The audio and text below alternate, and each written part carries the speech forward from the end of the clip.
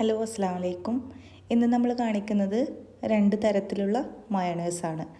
ഒന്ന് മുട്ട ചേർന്നിട്ടുള്ള മയണൈസും പിന്നെ ഒന്ന് വെജിറ്റേറിയൻ മയണൈസുമാണ്.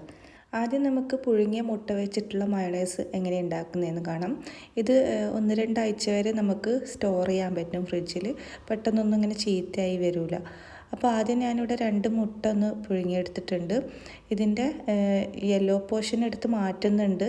യെല്ലോ പോർഷൻ അടക്കം നിങ്ങൾക്ക് ഇത് ചെയ്തെടുക്കാം, പക്ഷെ കളർ കുറച്ച് മാറുന്നേ ഉള്ളൂ. അപ്പോൾ ഞാനത് യെല്ലോ പോർഷൻ മാറ്റിയിട്ട് ഇതിലേക്ക് വെളുത്തുള്ളിയും 1 ടേബിൾ സ്പൂൺ വിനീഗറും 1 ടേബിൾ സ്പൂൺ വെജിറ്റബിൾ ഓയിലും കുറച്ച് ഉപ്പും വളരെ കുറച്ച് പഞ്ചസാരയും ഇട്ട് കൊടുത്തിട്ടുണ്ട്. വളരെ കുറച്ച് കുരുമുളക് പൊടി ഇട്ട് കൊടുക്കാം. ഇനി ഇതൊന്ന് നന്നായിട്ടൊന്ന് ബ്ലെൻഡ് ചെയ്തെടുക്കണം. അപ്പോൾ നമ്മൾ ആദ്യം ഒരു വട്ടം ഇതൊന്ന് ബ്ലെൻഡ് ചെയ്ത് കൊണ്ടുവന്നിട്ടുണ്ട്. അപ്പോൾ ഈ ഒരു പരുവത്തിലാണുള്ളത്. ഇനി ഇതിലേക്ക് തന്നെ ഒരു 2 ടേബിൾ സ്പൂണ് ഓയിലും ഒരു 3-4 ടേബിൾ സ്പൂണ് നോർമൽ വാട്ടറും കൂടി ചേർത്തിട്ട് ഒന്നും കൂടി ഒന്ന് ബ്ലെൻഡ് ചെയ്തെടുക്കണം. നമ്മളിതിൽ വളരെ കുറച്ച് ഓയിലാണ് ചേർത്ത് കൊടുക്കുന്നത്. അപ്പോൾ കുറച്ച് ഹെൽത്തി ആയിട്ടുള്ള മയോണൈസാണ്. എന്തായാലും ഒന്ന് ട്രൈ ചെയ്ത് നോക്കാം. അപ്പോൾ നമ്മളൊന്നും കൂടി ഇതുപോലെ കറക്കി കൊണ്ടുവന്നിട്ടുണ്ട്.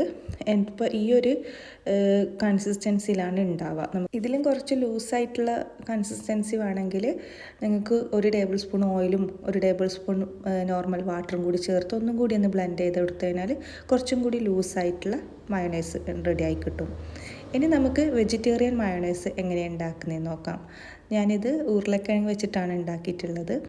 മുട്ടയൊന്നും കഴിക്കാത്തവർക്കും ആ മുട്ടൻ്റെ സ്മെല്ലൊന്നും ഇഷ്ടപ്പെടാത്തവർക്കൊക്കെ ഈ ഒരു മയോണൈസ് എന്തായാലും ട്രൈ ചെയ്ത് നോക്കാം. നമ്മൾ നേരത്തെ ഉണ്ടാക്കിയിട്ടുള്ള മയോണൈസിൽ നിന്ന് 1-2 ഇൻഗ്രീഡിയൻസ് മാത്രമേ വ്യത്യാസം വരുന്നുള്ളൂ. അപ്പോൾ നമുക്കിതിലേക്ക് ആദ്യം വേണ്ടത് ഉരുളക്കിഴങ്ങ് ഒന്ന് വേവിച്ചിട്ടെടുക്കണം. ഞാനിവിടെ ഒരു ഉരുളക്കിഴങ്ങ്, ഒരു മീഡിയം സൈസ് ഉരുളക്കിഴങ്ങ് വേവിച്ചിട്ടെടുത്തിട്ടുണ്ട്. തൊലിയൊക്കെ കളഞ്ഞ് വേവിച്ചിട്ടതാണ്.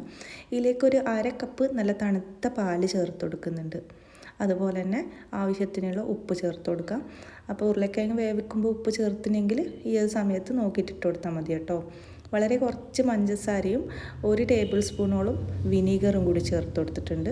ഒരു 1/4 കപ്പോളം വെജിറ്റബിൾ ഓയിലും കൂടി ചേർത്ത് കൊടുക്കാം. ഇനി ഇത് നന്നായിട്ടൊന്ന് ബ്ലെൻഡ് ചെയ്തെടുക്കാം. അപ്പോൾ നന്നായി ബ്ലെൻഡ് ചെയ്ത് കൊണ്ടുവന്നിട്ടുണ്ട്. ഇനി ഈ ഒരു കൺസിസ്റ്റൻസി നല്ല അടിപൊളി പെർഫെക്റ്റ് ആയിട്ടുണ്ട്. ഇനി ഇതിലേക്ക് നമുക്ക് ഒന്നുകൂടി ഒന്ന് ബ്ലെൻഡ് ചെയ്തെടുക്കണം. അപ്പോൾ കുറച്ച് വെളുത്തുള്ളിയും അതുപോലെ തന്നെ നേരത്തെ നമ്മൾ ഒരു 1/2 കപ്പ് പാല് ചേർത്തിട്ടുണ്ട്. ഇപ്പോൾ ഒരു 1/4 കപ്പ് പാലും കൂടി ചേർത്ത് കൊടുക്കാം. തണുത്ത പാൽ തന്നെ ചേർത്തിട്ടുണ്ട് കേട്ടോ. അതുപോലെ തന്നെ ഒരു 1/4 കപ്പ് വെജിറ്റബിൾ ഓയിലും കൂടി ചേർത്ത് കൊടുക്കാം. നമ്മൾ മയോണൈസൊക്കെ ഉണ്ടാക്കുമ്പോൾ 2 ട്രിപ്പായിട്ട് തന്നെ ഉണ്ടാക്കുക കേട്ടോ.